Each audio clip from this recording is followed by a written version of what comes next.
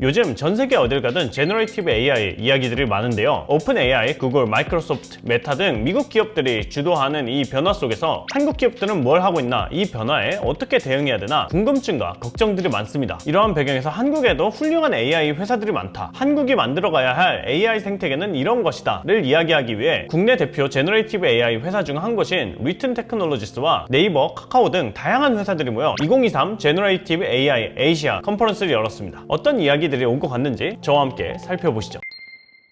작년 12월쯤이었죠. 그때 챗GPT가 급격히 부상하면서 전 세계 누구도 이것을 모르는 사람이 없는 것 같고요. 지금의 이 생성형 AI는 하이브이 아니라 10에서 15년마다 찾아오는 큰 변혁의 주기에 그 선봉에 서 있다라고 평가하고 있습니다. 기존에는 인터넷을 통해서 정보를 보려고 하면은 복잡한 과정을 통해서 어디에 있는지 알아야 되고 복잡하게 써 있는 글들을 이해할 수 있어야 되는데, 이 생성형 AI는 그렇게 복잡한 내용들을 나한테 그냥 말 한마디에 갖다 주고, 그리고 내가 이해도가 떨어지면은 이해도에 맞춰서 줄 수도 있고, 정보를 주는 것뿐만 아니라 나 대신 그러한 일들을 해줄 수 있는 지경까지 오고 있는 것 같습니다. 생성형 AI라고 하는 것은 랭귀지 모델에서 시작이 되었는데, 앞에 봤던 글자들을 보고 그 다음에 오는 글자가 어떠한 것인지를 확률적으로 맞추는 것을 무던히 노력한 모델입니다. 동해물과 백두산이 그다음에 마가 나와야 되는 거를 아는 그러한 확률적인 모델이고요. 처음에 학계에서도 그건 단순히 글자를 외우는 거 아니냐, 텍스트를 외우는 거냐 아니냐 이런 얘기가 있었는데, 텍스트를 무한히 공급했을 때 맞출 수 있는 능력이 있다면 그것은 무엇을 의미하는가, 그렇게 문제가 리포뮬레이트 되었죠. 그래도 더 나아가서는 2 곱하기 2는 4, 2 곱하기 4는 8 뭐 이런 것들, 수학에 대해서도 만약에 그걸 맞출 수 있다면 어떤 의미가 있는가, 설마 그런 것들을 맞출 수 있는 능력을 무한한 텍스트에 대해서 할 수 있다라면은 그것에 대한 원리를 파악하는 것까지 생성형 AI가 해낼 수 있게 되는 것이 아닌가라고 하는 추정들이 있었습니다. 불과 한 2년 전까지만 해도 공상과학이다라고 하는 얘기들이 있었고, 처음에 오픈AI GPT-3가 나왔을 때 그래 글은 잘 쓰는 것 같아, 그래도 얘는 추론은 하지 못한다, 그러한 것들이 일반적으로 팽배한 인식이었습니다. 현재 생성형 AI는 추론 태스크를 상당히 잘 합니다. 그림을 그리는 미드전이나 뭐 스테이블 디퓨전 같은 것들은 그림만 보고 있잖아요. 그림과 그거에 대한 캡셔닝 태스크 정도만 보고 있는데도 놀라운 성능을 보이고 있죠. 그래서 이것들이 텍스트랑 이미지가 경계 없이 멀티모달이 학습했을 때는 또 어떠한 것이 가능할지 저희는 아직 보지 못했습니다. 많이들 질문하십니다. 왜 한국에 초대규모 AI가 필요한가? 저희도 처음부터 이거를 자문하고 시작했거든요. AI 주권이라는 워딩을 3년 전부터 얘기를 했고, 이게 생성 AI 시장이라는 게 GDP랑 연결됩니다. 그래서 만약에 우리가 좋은 AI를 갖고 있지 않으면은 우리는 외산 AI를 쓰게 될 것이고요. 무료로 그들이 공급할 리가 없습니다. 주회사의 앱스토어 때 생각을 해보면은 처음에 굉장히 낮은 앱 수수료를 걸고 시장을 확장했었습니다. 이제 어느 정도 시장을 장악하고 나니까 갑자기 앱 수수료를 올렸죠. 플랫폼 비즈니스는 기본적으로 일단 확산시킵니다. 확산을 다 시킨 다음에는 그 다음엔 걷어들입니다. 어떤 기업계 이렇게 하는 게 좋겠지, 뭐 나쁜 게 있어? 라고 생각하시겠지만, 그게 만약에 우리나라 기업이 아닐 때가 좀 문제가 됩니다. 우리나라의 생산 활동의 대부분을 어떤 외산 AI를 쓴다고 하면은 우리는 그들에게 우리나라의 GDP의 4% 수준의 비용을 지불하게 됩니다. 이건 조용하게 당한 AI 식민지가 될 가능성이 높다라고 봤고요. 사실 이러한 문제들은 대부분의 나라들이 현재 지금 조금씩 자각하고 있습니다. 영국도 지금 자체적인 AI를 만들겠다고 선언했고, 얼마 전에 또 이스라엘도 하겠다고 하고요. 이것들 소버레인 AI 주권이라고 하는 개념으로 접근하고 있습니다. 사실 많은 분들이 네이버와 카카오에서 한국형 AI를 만든다고 했을 때 회의적인 시각으로 얘기하는 걸 평소에 많이 접할 수 있었어요. 이 언어 장벽이 곧 허물어질 텐데 이거 왜 하는 거냐, 이게 돈만 잡아먹지 결국에 경쟁력이 있는 거냐, 뭐 이런 내용이었는데, 저는 이 키노트를 보고 생각이 많이 바뀌었어요. AI가 모든 영역에 거쳐서 인간의 삶을 근본적으로 변화할 것이기 때문에 영국이나 기타 유럽 국가에서도 챗GPT 등의 등장으로 인해서 이런 때일수록 자체 AI 모델 인프라를 갖출 수 있어야 된다라고 하는 부분이 상당히 인상 깊었는데요. 예전에 프랑스에 갔을 때 프랑스 경제부 차관님하고 짧게 이야기를 나눌 기회가 있었는데, 그분께서 이제 네이버를 언급하면서 우리는 구글하고 아마존한테 다 먹혔는데 한국은 네이버나 아니면 카카오 같은 회사들이 있어서 되게 부럽다, 뭐 이런 이야기를 해주신 적이 있는데, 이런 의미에서도 국가 경쟁력의 중요한 부분이 아닌가, 뭐 이런 생각을 해봤어요.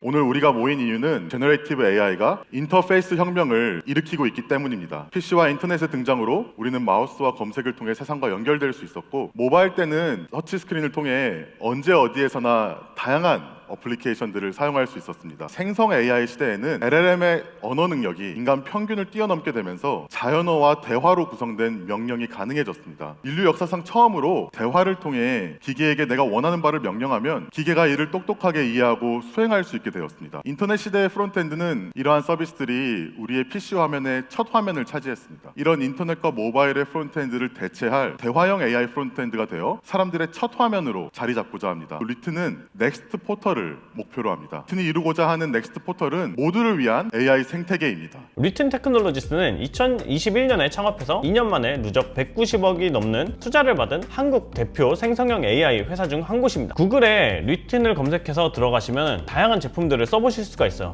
여러분들 많이 써보신 챗 GPT나 이제 바드처럼 이것저것 물어볼 수도 있고, 약간 다른 점이 마케팅용 카피라이팅, 자기소개서, 이미지 생성 등 조금 더 다양한 기능들을 목적에 맞춰가지고 쓸 수가 있습니다. 리튼의 특징은 네이버의 하이퍼클로바 AI와 GPT-4를 비롯해 다양한 LLM들이 섞여서 한국어에 최적화된 AI를 무료로 지금까지는 쓸 수 있다는 건데요. 리튼은 아직 생성형 AI가 많은 관심을 받지 못하던 GPT-2 때부터 뭔가 이 기술이 세상을 크게 바꿀 것 같은데 어떻게 하면 이 기술을 실무자들의 책상과 사람들의 일상에 가져다 놓을 수 있을지 고민하면서 이제 꾸준히 도전해온 팀입니다. 이날 리튼은 모두를 위한 AI 생태계를 이야기하면서 리튼 2.0을 발표했습니다. 오픈 AI나 바드에서 선보인 생태계 전략과 비슷한 점도 있고 다른 점도 있었는데요. 오늘 리트는 AI 시대의 새로운 첫 화면이자 넥스트 포털로서의 핵심 요소들을 소개해드릴 수 있었습니다. 먼저 챗 플랫폼에서는 대화형 인터페이스를 필두로 모든 AI 모델을 언제 어디서나 무료로 쉽게 사용할 수 있도록 만들고 있으며, 리튼 스튜디오와 스토어에서는 누구나 AI 도구를 만들어서 배포하고 수익화까지 할 수 있는 환경을 조성해 나가고 있으며, 프롬프트 크리에이터들을 선정하고 지원하며 또 프롬프턴을 개최하며 참여자를 계속해서 늘려나가고 있습니다. 플러그인은 사전 학습된 AI 모델의 한계를 뛰어넘기 위한 노력으로 다양한 업계 대표 서비스들과 파트너십을 맺고 일상 전반을 AI로 혁신해 나갈 예정입니다. 리튼이 만들어가는 넥스트 AI 포털은 모두가 누리고 모두가 만드는, 또 그리고 모두가 참여하는 모두를 위한 AI입니다. 저는 특히 재밌게 봤었던 부분이 리튼 프롬프트 크리에이터 영역이었어요. 프롬프트는 쉽게 얘기하면 AI에게 일을 제대로 시키는 행위라고 보시면 됩니다. 프롬프트 크리에이터는 AI가 최선의 답을 내놓도록 일 시키는 양식, 업무 지시서 같은 것들을 만드는 사람들인데요. 리튼은 코드를 쓸 줄 몰라도 법률, 회계, 소설, 에세이 등 자신만의 목적에 맞는 AI를 사람들이 갖고 이를 최적화해서 쓸 수 있도록 하는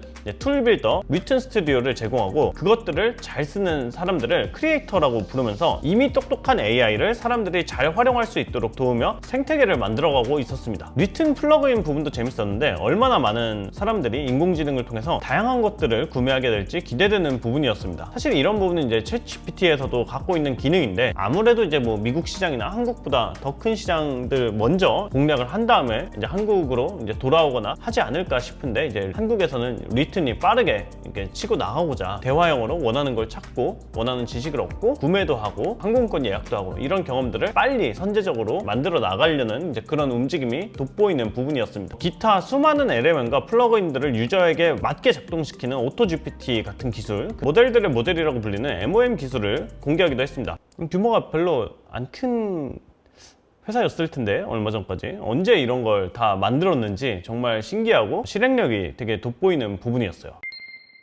이 발표 자료는 저희 회사의 칼로라고 하는 텍스트를 넣으면 그 텍스트에 맞는 이미지를 생성해주는 인공지능 모델에 대한 슬라이드입니다. 그래서 골든 리트리버를 폴트레이트를 그려주고 하이퍼 리얼리즘, 스튜디오 라이팅이라는 조건을 걸었을 때 아래와 같은 이미지를 단 2-3초 만에 생성하는 것을 볼 수가 있습니다. 여기 있는 그림들이 사실은 저희 회사에 있는 디자이너가 아닌 그림을 그릴 줄 모르는 일반 직원들이 그려낸 그림들인데요. 왼쪽 아래에 있는 고려청자 다스베이더라는 그림을 제일 좋아합니다. 이런 그림들은 사실은 인터넷에 존재하지 않고 고려청자와 다스베이더를 합쳤을 때, 그 컨셉 두 개를 합쳤을 때의 모습 자체를 일반적인 사람들이 그려내거나 합성하기 굉장히 어려울 수 있는데, 이 인공지능 모델이 그럴듯한 추론을 하고 있는 거죠. 인공지능의 관심을 지금 뭐 12년, 13년이 됐죠. 그 과정들을 이렇게 요약을 해봤습니다. 과거에 2010년, 11년에 인식의 문제가 풀렸다라고 저는 정의를 했습니다. 아주 전통적인 태스크들, 컴퓨터 과학의 입장에서 오랫동안 알고리즘으로 풀어왔지만 그 수준이 미처 우리가 원하는 만큼 도달하지 못했던 많은 전통적인 문제들이 딥러닝으로 풀리기 시작했어요. 대표적인 게 이미지 인식입니다. 주어진 이미지에서 암을 찾는다든지 자율주행차 주변에서 사람이나 자동차를 인식해서 나의 주행 상태를 인식하게 만드는 이런 인식의 문제들이 풀렸다고 보시면 되는데, 의료 영상 처리, 뭐 루니카 뷰노 같은 회사들도 탄생을 했고요. 웨이모와 테슬라와 같이 자율주행의 문제들도 푸는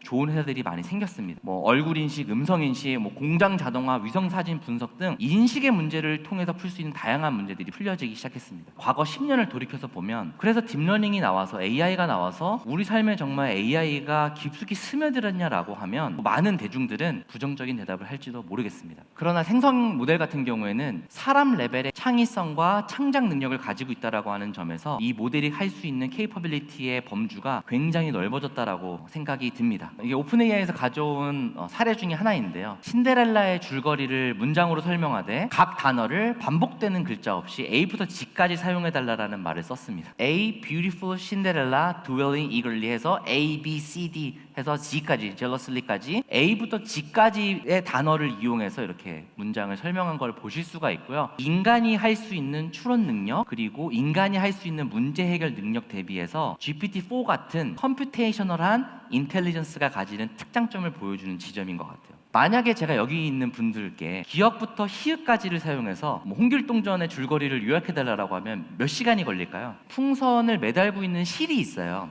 요 스트링을 만약에 내가 자르게 되면 어떻게 되냐라고 인공지능에 물어봤을 때 인공지능이 아마 풍선이 날아가겠지라고 대답을 하는 것을 또 예제로 가지고 옵니다. 이 인공지능 모델이 우리처럼 세상과 교류하면서 살아가는 게 아니잖아요. 우리가 준 데이터를 통해서 학습하는 거고, 그 우리가 준 데이터라고 하는 것은 일반적으로 웹 데이터입니다. 아이가 태어났는데 웹 브라우저만 볼 수 있게 시야를 차단해 놓고 브라우징만 몇십 시간을 하는 거예요. 수십 시간. 그 아이가 이런 능력을 가질 수 있었을까라고 하면 이런 능력을 갖기 어렵다라고 대답하는 게 일반적인 대답이죠. 이 예제 같은 경우에는 저희 회사가 지금 공개를 앞두고 있고 마지막까지 개발에 박차를 가고 있는 코GPT의 일부 결과입니다. 이 문제 같은 경우에 서울대 논술 문제예요. 2개의 글을 주고요. 공통적인 논지를 설명하라라고 하는 서울대 논술 문제입니다. 제가 간략하게만 가와 나 글을 좀 설명드려 보면요. 나라고 하는 글 같은 경우에는 이제 시력 저하로 글쓰기가 어려워진 어떤 사람의 예를 들면서 그 사람이 타자기를 이용했을 때에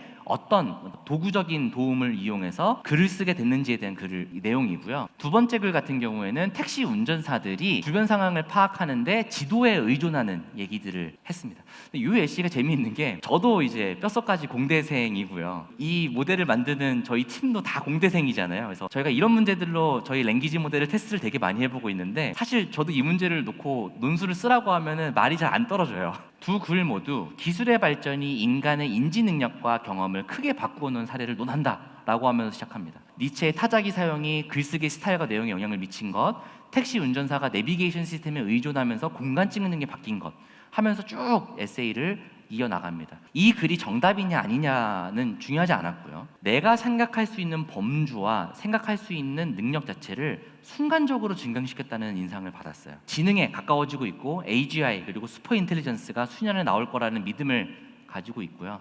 추론이 아니다라고 하겠지만 여전히 이것은 가슴 설레고 희망찬 얘기인 것 같습니다. 사회적인 문제들을 충분히 야기할 수 있다라고 하는 점에서 이 모델들을 어떻게 다룰 것이냐, 그리고 어떻게 인더스트리에 접목시킬 거냐라고 하는 부분들은 여전히 해결해야 될 기술적 과제로 남아 있습니다만, 많은 회사들이 기술적 진보를 통해서 전문화되는 영역들을 해결함으로써 우리 삶에 있는 가장 어려운 문제들부터 해결하지 않을까라는 기대를 갖고 있습니다. 3년 전까지만 해도 AI 시대에 인간의 마지막 영역이라고 여겨졌던, 이제 많은 분들이 이야기했던 이제 창작, 창의성 영역을 인공지능이 얼마나 잘하는지를 다양한 국내외 사례들을 통해서 보여주셨어요. 평소에 관심 없으셨던 분들은 이렇게 보시고 많이 놀라셨을 수도 있지만, 저는 이제 하루에 요즘에 2-3시간씩 AI 프로덕트들 써보고 있는 입장에서 사실 뭘 봐도 신기하지 않은 것 같아요. 이제 그 정도로 되게 자연스럽게 인공지능이라는 게 제 일상 속에 많이 들어온 것 같고, 놀랍지 않다는 것 자체가 AI의 진보가 얼마나 빠른 것인가.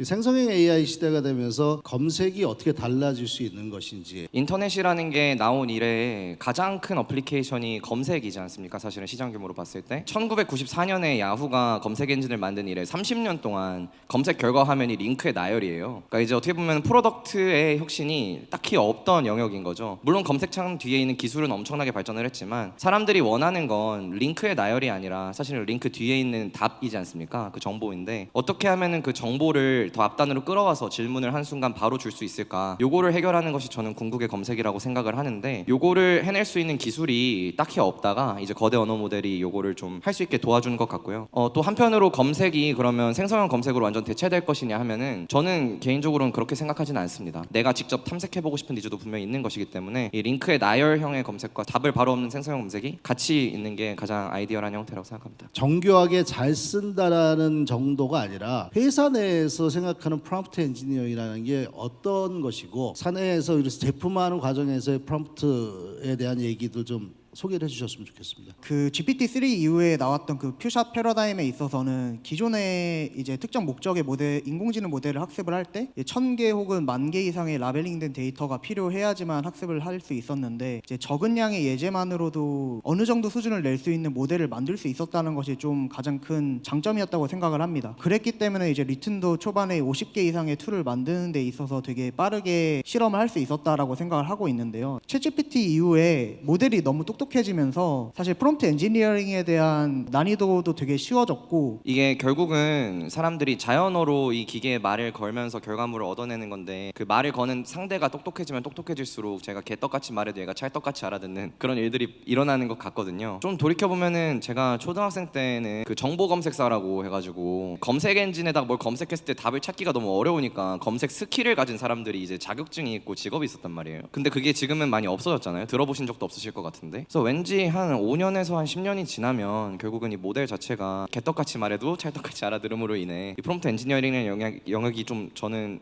덜 중요해지지 않을까라는 생각이 있고 그때 이제 그 영역을 대체하게 될 거는 결국은 사용자 경험 같은 것들을 잘 챙길 수 있는 것들이 이걸 대체하게 될 것 같습니다. 지금 이제 우리가 프롬프트를 잘 써야 되는 것도 두 가지 측면이 있는 것 같아요. 어쨌든 전 자연스러운 인간이 이해할 수 있는 언어를 수렴할 것이고 지금은 이제 첫 이터레이션을 돌고 있는 것이기 때문에 그런 조금 약간 아티팩트적인 그런 요소들이 저는 있는 거라고 생각을 하고요. 그러려면은 이제 그게 점점 더 자연어에 수렴하려면 사람들이 얘한테 일을 시킬 때 어떤 언어로 어떤 식으로 얘한테 일을 시키는지를 알아야 되거든요. 그러니까 지금 첫 이터레이션이니까 그거에 대한 정보가 많이 없으니까 지금 억지로 좀 프롬프트 엔지니어링을 많이 해야 되는 그런 상황인 것이고 아 사람들이 이런 거를 시킬 때 이런 식으로 말하는 거구나 라는 걸 알면 그게 저는 학습에 활용되면서 점점 더 그냥 그렇게만 얘기를 해도 좋은 아웃풋이 나오는 이런 식으로 발전을 하는 거고요. 그러니까 지금 저희도 어떻게 보면은 아 유저들이 이렇게 말을 할 때 루다가 이렇게 약간 말을 잘못하는구나 이런 것들을 이제 학습에 활용을 하는 것이거든요. 저는 그런 게 어쨌든 제품과 기술을 같이 가져가는 어떤 핵심적인 저는 이 파이프라인이라고 생각을 하고요. 저는 프롬프트로 해결되어야 될 것과 데이터로 해결되어야 될 것이 좀 나눠진다고 생각을 해요. 그러니까 우리도 이제 일을 시킬 때 명시적으로 일을 시키면은 알아들을 수 있는 성격의 것들이 있고 정말 실제로 하는 걸 보여줘야만 이해가 되는 것들이 있거든요. 실행, 연습으로 해결돼야 될 것들은 어떻게 보면은 실제 데이터 아니면 파인 튜닝 이런 것들로 해결돼야 될 부분도 있다. 특히나 저희 같은 경우는 좀 더 소셜 인터랙션을 하기 때문에 사실 소셜 인터랙션에서 조금 밝게 말해, 친절하게 말해. 이거 사실 뭐 말은 쉽지만 실제로 어렵잖아요. 그래서 그런 것들은 좀 데이터로 해결되는 것도 있다고 생각합니다. 뭔가 밖에서 볼 때는 실리콘밸리 회사들이 다 해먹고 있는 것처럼 보이는 제너레이티브 AI 시대에 스타트업에게, 특히 국내 스타트업에게 어떤 기회가 될 수 있을까라는 질문을 어느 정도 대답해 줄 수 있는 세션이었는데요. 내용들을 정리해보면 결국 기술을 써서 어떤 제품을 만드는가, 어떤 문제를 해결하는 얼마나 최적화된 솔루션을 제공하느냐, 그것이 중요하다입니다. 똑같아 보이는 AI 서비스들도 결국에 파인튜닝이나 프롬프트를 어떻게 하느냐에 따라서 경험 자체가 달라지고 비용 자체가 뭐 10분의 1, 50분의 1까지도 이제 줄어들 수가 있는 것이기 때문인데요. 이런 것들을 위해서는 라이너처럼 수천만 사용자의 밑줄 데이터라든지 아니면 이루다처럼 수년간 쌓아온 감정에 관한 그런 대화 데이터라든지 이런 독자적인 뾰족한 목표를 갖고 이제 쌓아온 데이터를 이제 잘 관리해온 업체가 앞으로 생성형 AI 시대에도 이제 더 크게 성장할 거다라는데 모두가 동의하는 듯 보였습니다.